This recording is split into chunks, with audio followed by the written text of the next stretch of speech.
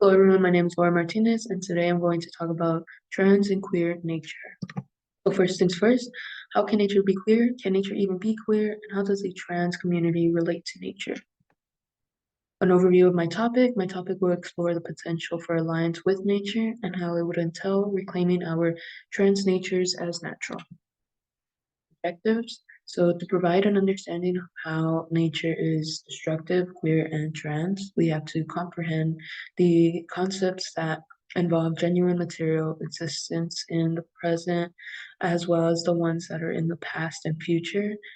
These condense into each other and how they are involved with one another. So dilemmas.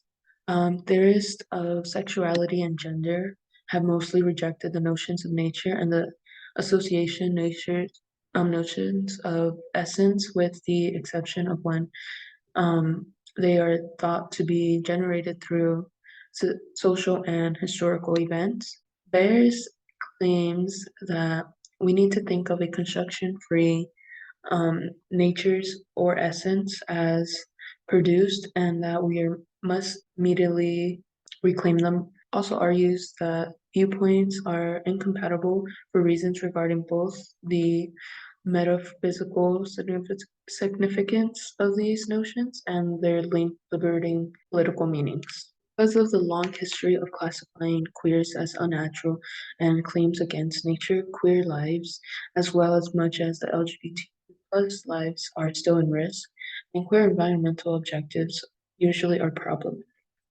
So is queer nature natural?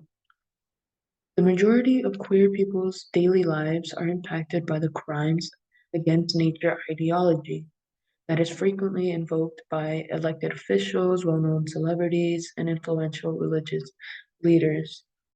So the overall goal of queer theories is to subvert the notions that nature and natural are pure, unrelated categories that are immune to critical inquiry. Solutions.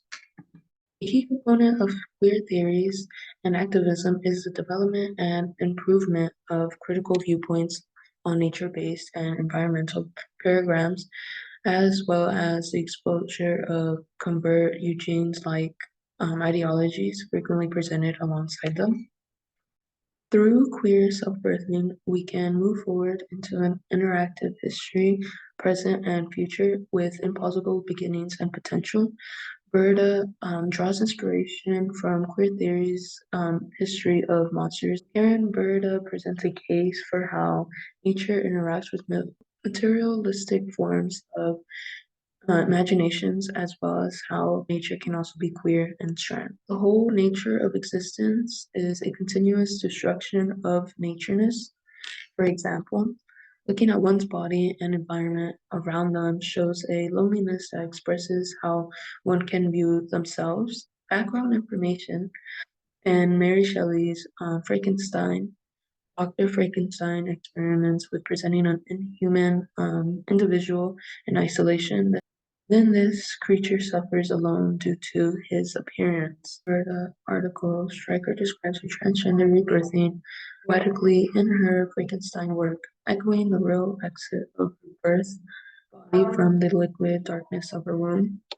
This example just shows how the realism of her own body, of her trans body, is also interconnected with nature and how it's natural as well.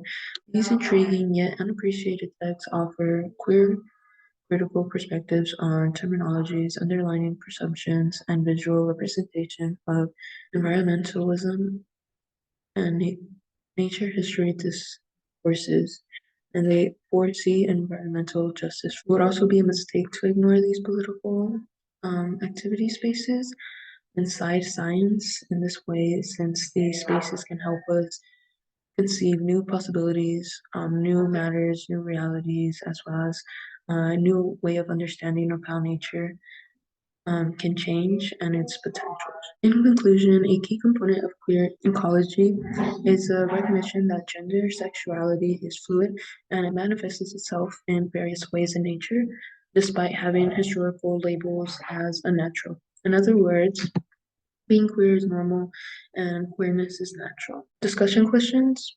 For the class, I have, why do you believe queerness is questioned when talking about naturalness? Do you guys think that queerness and a trans community can be natural? And how would you even define something as natural anyways? And these are my sources. Thank you.